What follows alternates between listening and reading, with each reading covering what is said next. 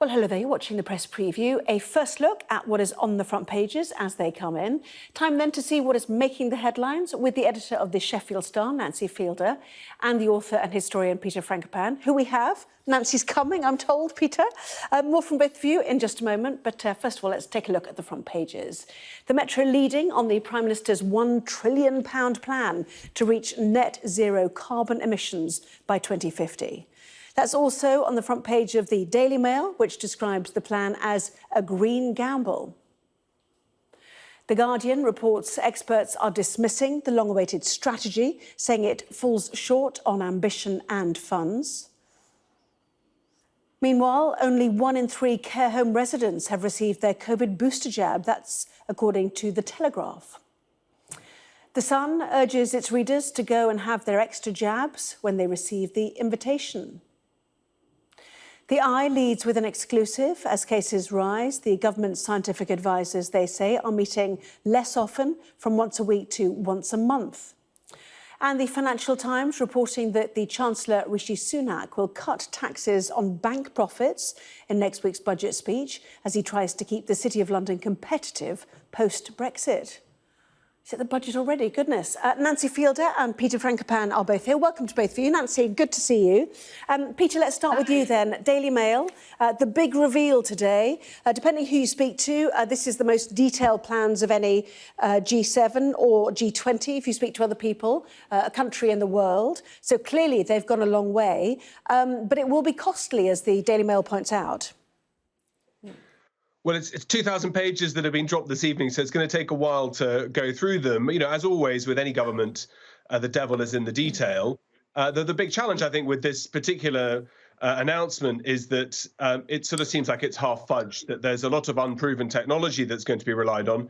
And although Boris Johnson has been busy going to see asset managers, trying to work out the way in which contributions are going to be made from the private sector to help pay for this is one thing. And then, as quite a few of the newspapers are pointing out, there's going to be a tax vacuum, because as more and more cars become electric, for example, there's going to be road tax decline of about £40 billion. And the juggling up of how the numbers all work is something that I think is quite interesting. And it's revealing, I think, that there's not a single comment from anybody in the Treasury or from Rishi Sunak this evening about how this is going to be funded and whether it's a sensible thing to be doing, given where we are with public finances. Yes, and the Daily Telegraph picking up on the Treasury part, new taxes necessary to reach net zero.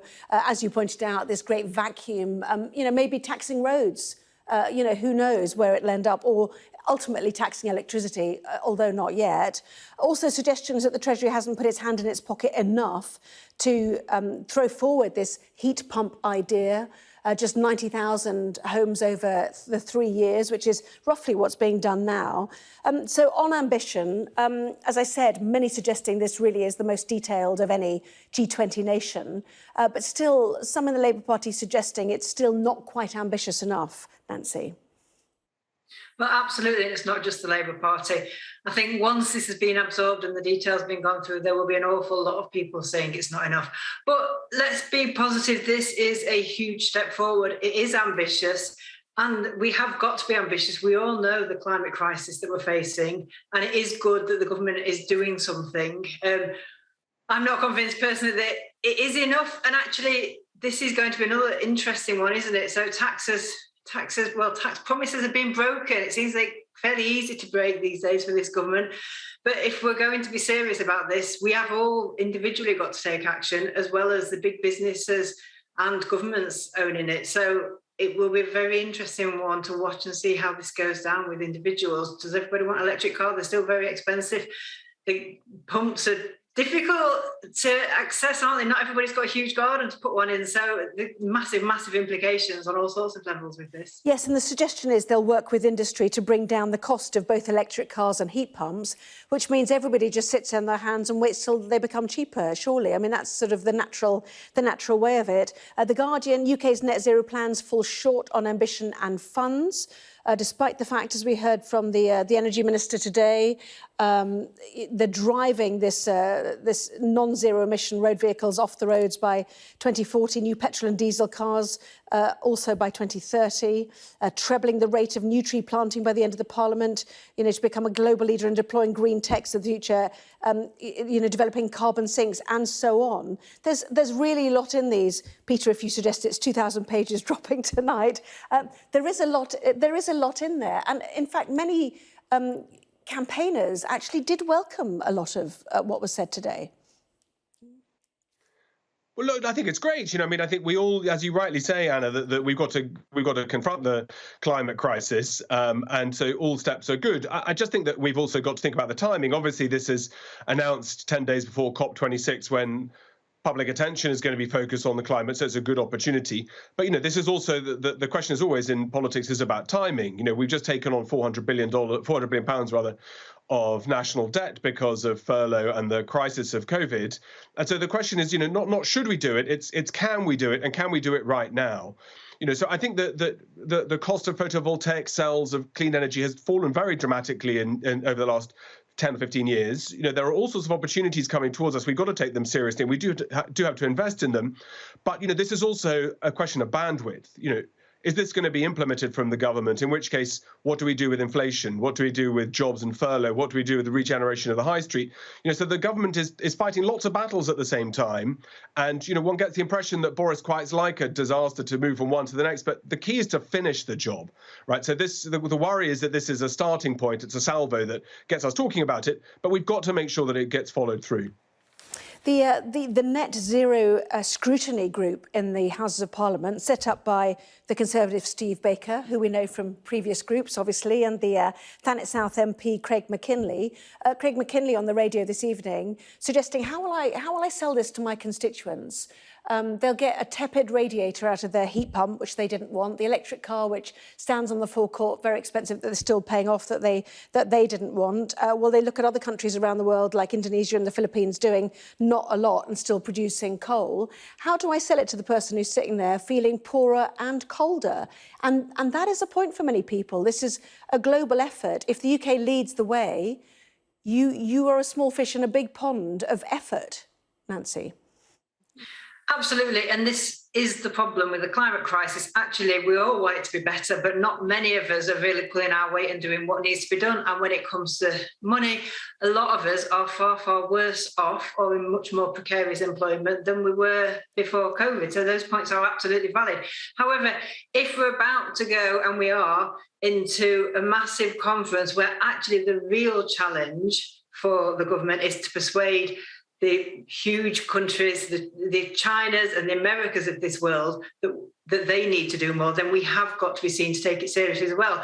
This is a massive, this is not easy. It's not often that I feel sorry for Boris Johnson, but actually he has got to be seen to be taking this seriously. And as individuals, to some extent, we have got to suck it up and get on with it. But it is his job to make it as easy and as accessible and as cheap, I suppose, for everybody, because individuals just don't really want to make sacrifices. Any of us do, even to save the planet. We're not willing to do it. Otherwise, we would have done a lot of this already. So the cheaper we can make the electric cars and the easier it can be to change our gas boilers and get rid of them, that is the only way to success. So there is a long way to go, but I think this is a positive start. Well, our climate change correspondent got a question to the Chinese today. They suggested they didn't really need to be lectured by the UK government. They have their own plans and will stick to them, which is presumably their net zero promise of 2060 and peak emissions by 2030, some hoping it might be coming down to 2025. President Putin, we heard last week, 2060 as well. Are you feeling optimistic about COP26 and the sort of more binding agreements to take Paris forward? Because, the mood music isn't entirely singing, I think, Peter. Well, I think to sort of paraphrase Her Majesty the Queen, we don't know who's turning up yet. It looks like Xi Jinping's not going to come, nor is Putin. And, I think that's quite revealing. These conferences tend to announce things in a fanfare and then not to deliver. So the Paris agreements, there's not a single country in the G20 that has kept to its own agreements.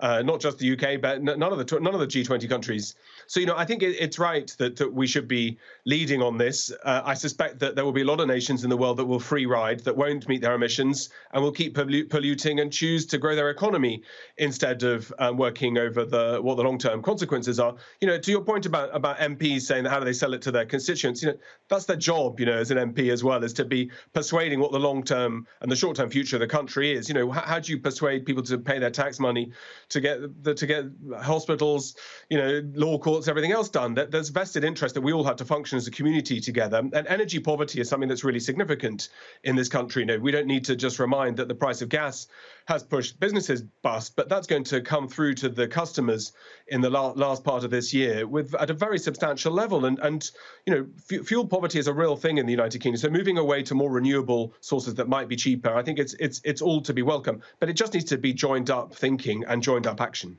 Yes, I think Craig McKinley was suggesting that nuclear would be a better fit rather than chasing heat pumps or indeed hydrogen, which is one of those technologies that we're not sure what the payoff will be. And just quickly, Nancy, your paper reflecting on Prince William's Earthshot Prize for the people of Sheffield. Imagine what we could do if we'd won £1 million. Well, absolutely. So this is also our front page, which hasn't been created yet because of the football. But this is just a fantastic charity in Sheffield called Foodworks that with 3 vans and hundreds of volunteers saves more food from the landfill and feeds hungry bellies in Sheffield than the whole of Milan. So Milan won a prize and there's one charity doing it here in Sheffield.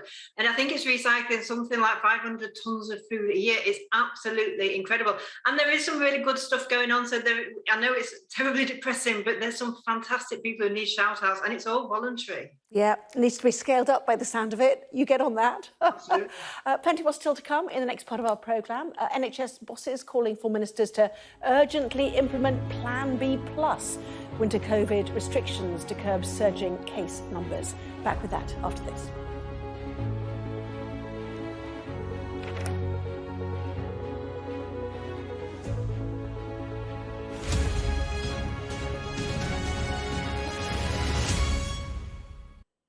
Well, welcome back. You're watching the press preview. With me now, the editor of the Sheffield Star, Nancy Fielder, and the author and historian, Peter Frankopan. Welcome back to both of you. COVID, let's talk COVID. Guardian, well, it's in many of the newspapers, actually. Let's start with the Guardian. Nancy, NHS chiefs urge Plan B+ amid COVID surge, as we learn from the Eye that the scientists are only meeting once a month now as infections rise. What's to be done?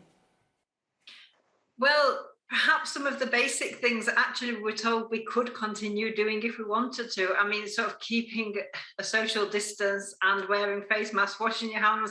We all remember these things, don't we? But they've gone away. It feels very much like we kind of felt that the vaccine was a superhero that was coming in to save us. We're double jabbed. Some people are now triple jabbed, and it's made us absolutely immune to anything. And actually, as we all know, it's not true, but we don't seem to be doing anything about it. If you get on a bus or a train, and I've been on plenty of trains this week, and actually hardly anybody's wearing face masks. You go into really crowded spaces and people aren't wearing face masks. These very basic things that we're also used to doing for quite a long time, we've instantly put to one side. But then the government said it was up to us. And clearly, if it's up to us, we're not doing it right. So it surely is time for somebody to intervene here. Yeah, well, yes. I mean, does that mean we need to be told to wear masks? They are in France, in Spain, in Italy, where the cases are a fraction of ours, obviously. Daily Telegraph, once again, suggesting that really it's the booster jab we need to be pushing forward with and the 12 to 15s jab. And, the government has the government over-relied simply on the vaccine as the way out of this? We see waning, don't we, and uptake issues. We're no longer leading the way in Europe on this, Peter. Well, I think if you look, all the front pages make the point, they're covering this story quite heavily, that GPs are at absolute maximum capacity. So only a third of care home residents have been jabbed, and it's because and 12 to 15-year-olds aren't getting the jab now too, because GPs don't have enough time and resource. And you'll remember only last week the health secretary was saying that GPs need to pull their finger out and work harder, which set off, not surprisingly, the medics in the UK saying that they've done not a bad job in the last 2 years under very difficult circumstances. I do think that the mask issue is something which we need to come back to.